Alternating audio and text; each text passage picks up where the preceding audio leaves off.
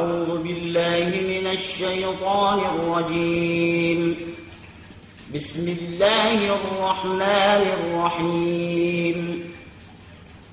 قال الملأ الذين استكبروا من قومه لنخرجنك يا شعيب والذين آمنوا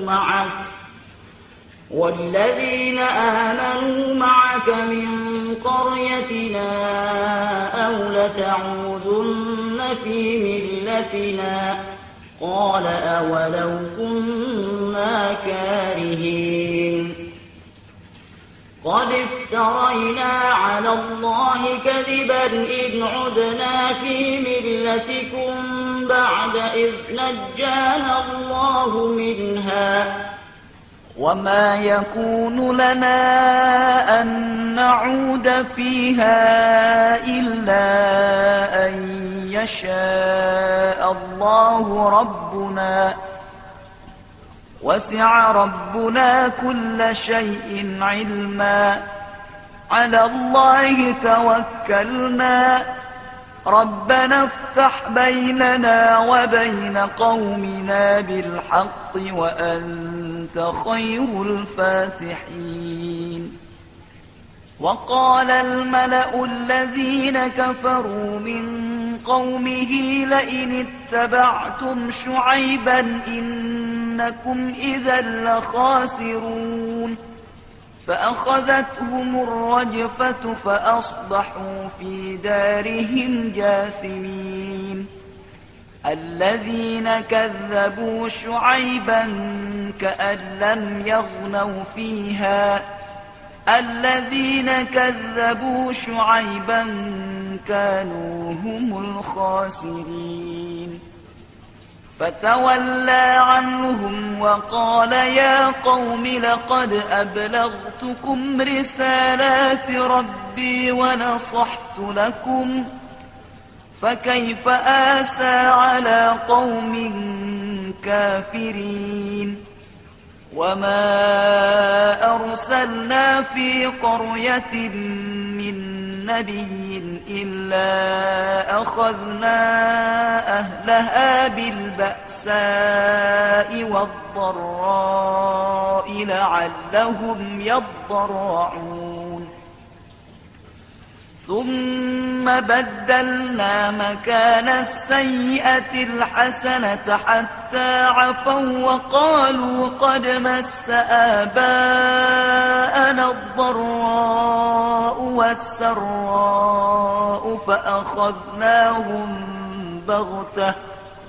فأخذناهم بغتة وهم لا يشعرون. ولو أن أهل القرى آمنوا واتقوا لفتحنا عليهم بركات من السماء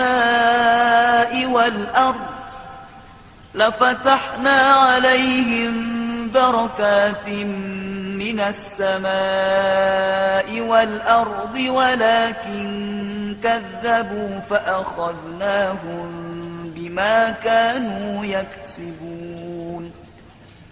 أفأمن أهل القرى أن يأتيهم بأسنا بياتا وهم نائمون.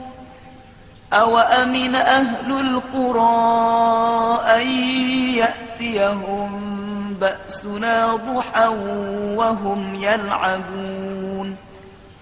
أفأمنوا مكر الله فلا يأمن مكر الله إلا القوم الخاسرون. أولم يهد للذين يرثون الأرض من بعد أهلها أن لو نشاء أصبناهم بذنوبهم ونطبع على قلوبهم فهم لا يسمعون. تلك القرى نقص عليك من أنبائها ولقد جاءتهم رسلهم بالبينات فما كانوا ليؤمنوا بما كذبوا من قبل كذلك يطبع الله على قلوب الكافرين وما وجدنا لأكثرهم من عهد وإن وجدنا أكثرهم لفاسقين ثم بعثنا من بعدهم موسى بآياتنا إلى فرعون وملئه فظلموا بها فانظر كيف كان عاقبة المفسدين وقال موسى يا فرعون إني رسول من رب العالمين حقيق على ألا أقول على الله إلا الحق قد جئتكم ببينة من ربكم فأرسل معي بني إسرائيل قال إن كنت جئت بآية فأت بها إن كنت من الصادقين فألقى عصاه فإذا هي ثعبان مبين ونزع يده فإذا هي بيضاء للناظرين قال الملأ من قوم فرعون إن هذا لساحر عليم يريد أن يخرجكم من أرضكم فماذا تأمرون قالوا أرجه وأخاه وأرسل في المدائن حاشرين يأتوك بكل ساحر عليم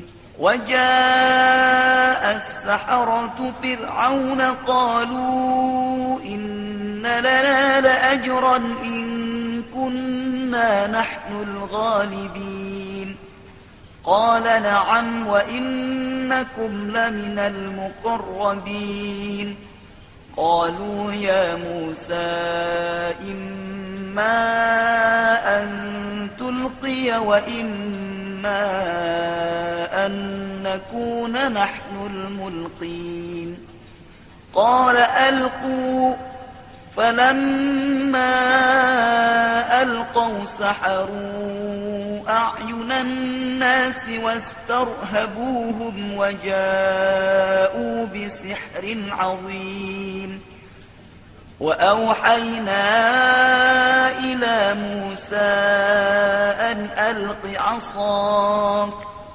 فإذا هي تلقف ما يأفكون فوقع الحق وبطل ما كانوا يعملون فغلبوا هنالك وانقلبوا صاغرين وألقي السحرة ساجدين قالوا آمنا برب العالمين رب موسى وهارون قال فرعون آمنتم به قبل أن آذن لكم إن هذا لمكر مكرتموه في المدينة لتخرجوا منها أهلها فسوف تعلمون لأقطعن أيديكم وأرجلكم من خلاف ثم لأصلبنكم أجمعين قالوا إنا إلى ربنا منقلبون وما تنقم منا إلا أن آمنا بآيات ربنا لما جاءتنا ربنا أفرغ علينا صبرا وتوفنا مسلمين. وقال الملأ من قوم فرعون أتذر موسى وقومه ليفسدوا في الأرض ويذرك وآلهتك قال سنقتل أبناءهم ونستحيي نساءهم وإنا فوقهم قاهرون. قال موسى لقومه استعينوا بالله واصبروا إن الأرض لله يورثها من يشاء من عباده والعاقبة للمتقين. قالوا أوذينا من قبل أن تأتينا ومن بعد ما جئتنا قال عسى ربكم أن يهلك عدوكم ويستخلفكم في الأرض فينظر كيف تعملون. ولقد أخذنا آل فرعون بالسنين ونقص من الثمرات لعلهم يذكرون. فإذا جاءتهم الحسنة قالوا لنا هذه وإن تصبهم سيئة يطيروا بموسى ومن معه ألا إنما طائرهم عند الله ولكن أكثرهم لا يعلمون. وقالوا مهما تأتنا به من آية لتسحرنا بها فما نحن لك بمؤمنين. فأرسلنا عليهم الطوفان والجراد والقمل والضفادع والدم آيات مفصلات فاستكبروا وكانوا قوما مجرمين.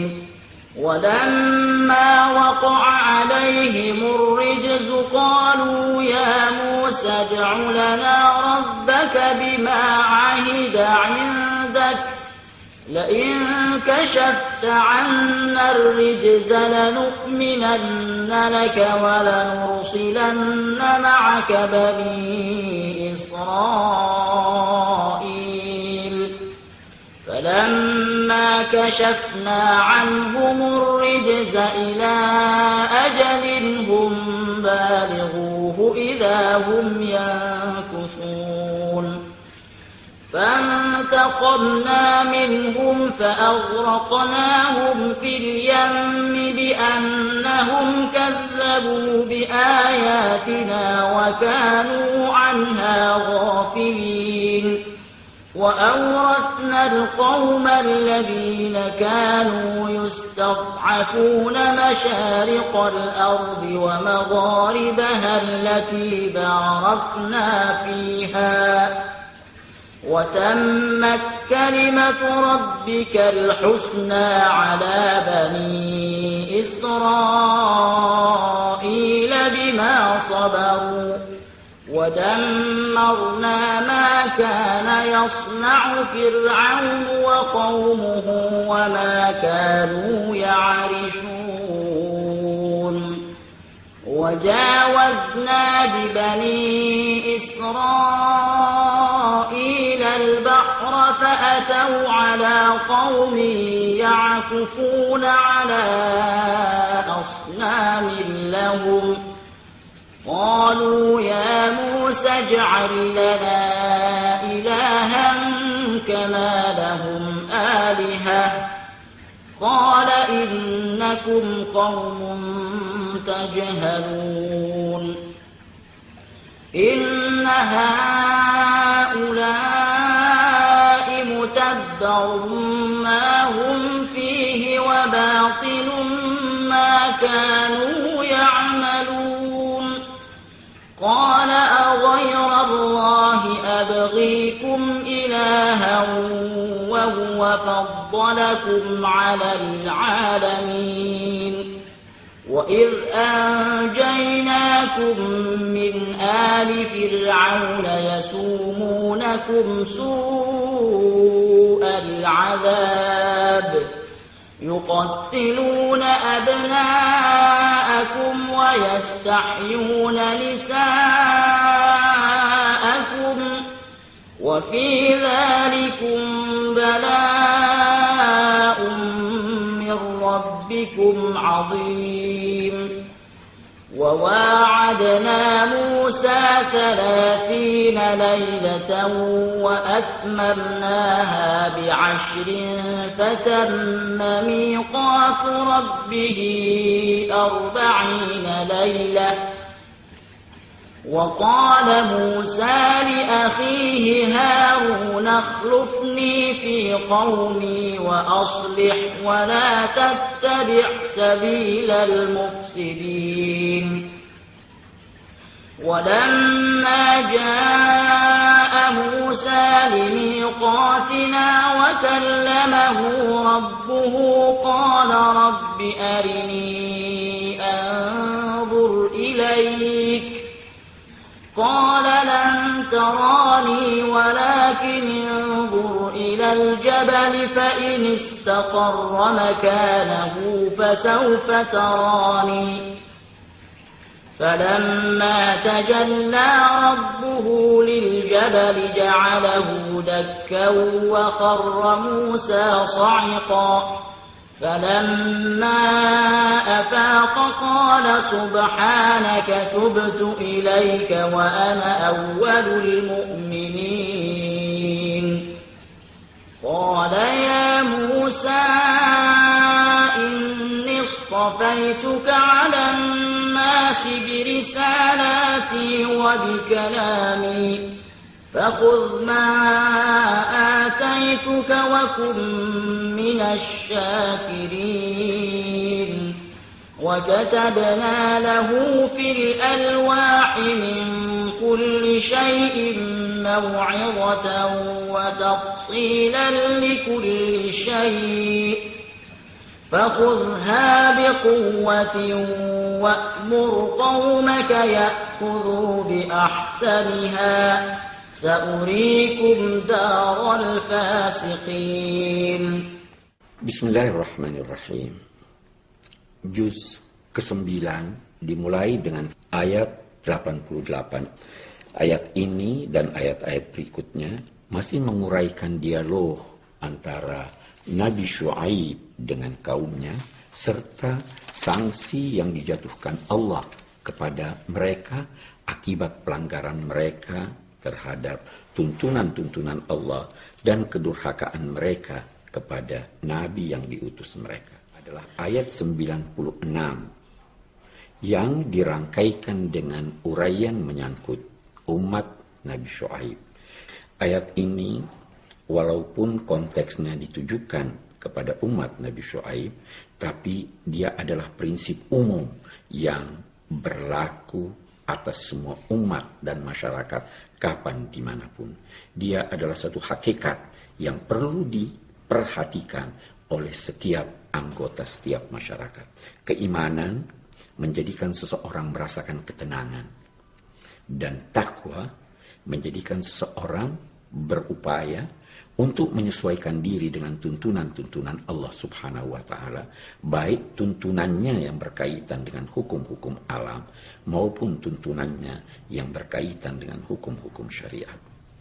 Yang bertakwa akan bekerja baik, yang bertakwa akan memelihara kesehatannya, yang bertakwa akan bersatu padu, dan itu semua adalah sebahagian dari cara-cara memperoleh kesejahteraan lahir dan batin, memperoleh keberkatan dari langit dan di bumi. Tetapi orang-orang yang enggan mengikuti tuntunan keimanan dan ketakwaan pasti pada akhirnya akan hidup kacau, dan kekacauan akan mengantar mereka kepada jatuhnya bencana. Dan itulah yang dimaksud oleh lanjutan ayat ini yang menyatakan walakin kadzabu fa akhadnahum bima kanu yaksibun, tapi mereka itu mendustakan tuntunan kami, maka kami akan siksa mereka disebabkan oleh perbuatan mereka. Selanjutnya pada ayat 103 Allah Subhanahu wa taala menguraikan tentang kisah Nabi Musa alaihissalam bersama Fir'aun dan bersama tukang-tukang sihir yang dibawa oleh Fir'aun dalam rangka mengalahkan mukjizat Nabi Musa alaihissalam. Musa alaihissalam membawa 2 mukjizat yang disebut pada ayat kita ini, yaitu tongkatnya yang dapat beralih menjadi ular dan tangannya yang beralih menjadi sesuatu yang putih cemerlang yang sangat-sangat mengagumkan orang-orang yang melihatnya. Mereka itu menduga bahwa apa yang dilakukan Musa adalah sihir, maka Fir'aun yang enggan percaya mendatangkan para pakar-pakar sihir di negeri Mesir. Tetapi ketika terjadi pertemuan antara para penyihir dan Nabi Musa, mereka yang pakar-pakar sihir itu menyadari benar bahwa apa yang dilakukan Musa bukan sihir, tapi itu adalah kuasa Allah Subhanahu wa taala, dan dengan demikian mereka itu percaya kepada Nabi Musa dan percaya kepada ajaran Nabi Musa, kendati Fir'aun mengancam mereka dengan ancaman yang sangat pedih, yakni seperti disebutkan dalam ayat 124, sesungguhnya aku akan memotong tangan dan kakimu secara bersilang dan secara timbar balik, kemudian aku akan menyalib kamu semuanya. Ahli-ahli sihir itu menjawab, sesungguhnya kepada Tuhan kami kembali. Demikian keimanan yang telah mantap di dalam hati mereka, sehingga mereka tidak khawatir akan ancaman tersebut. Adalah ayat 131 yang menyatakan, فَإِذَا جَاءَتْهُمُ الْحَسَنَةُ قَالُوا لَنَا هَذِهِ وَإِنْ تُصِبْهُمْ سَيِّئَةٌ يَطَّيَّرُوا بِمُوسَى وَمَن مَّعَهُ. Orang-orang yang tidak beriman, orang-orang yang tidak mengikuti Nabi Musa, Fir'aun dan kaumnya berkata, apabila datang kepada mereka itu suatu kemakmuran, keberhasilan, sukses, mereka berkata, ini adalah karena usaha kami. Tetapi apabila usaha mereka itu gagal, apabila mereka mendapatkan musibah, apabila mereka mendapatkan sesuatu yang tidak menyenangkan, mereka lantas menuduh Musa sebagai biangnya, menuduh Nabi Musa sebagai pembawa sial. Hal ini tidak direstui dan tidak dibenarkan oleh Al-Quran. Janganlah merempal kesialan dan kesalahan kepada orang lain, tetapi carilah sebab kegagalan dan kesalahan itu pada diri sendiri. Ayat 143. Ayat ini berbicara tentang pertemuan Nabi Musa dengan Allah Subhanahu wa taala, yakni tatkala Musa datang untuk bermunajat pada waktu yang telah ditetapkan oleh Allah. Ketika itu Nabi Musa bermohon kepada Allah Subhanahu wa taala, Rabbi arini anzur ilaik, ya Allah, nampakkanlah dirimu kepadaku agar aku dapat melihat kepadamu. Nabi Musa ingin melihat Tuhan dengan mata kepalanya. Allah Subhanahu wa taala menyatakan, engkau sekali-kali tidak dapat melihat aku dengan mata kepalamu, wahai Musa. Tetapi kalaupun engkau akan melihat bukti ketidakmampuanmu, maka pandanglah kepada gunung. Apabila gunung itu mantap, menetap, tidak berubah, tidak guncang, maka engkau dapat melihatku. Tetapi ketika Allah Subhanahu wa taala menampakkan cahayanya ke gunung itu hancur berantakan dan Musa terjatuh pingsan. Ini ayat menunjukkan bahwa manusia betapapun agungnya tidak akan mampu melihat dengan mata kepala Allah Subhanahu wa taala.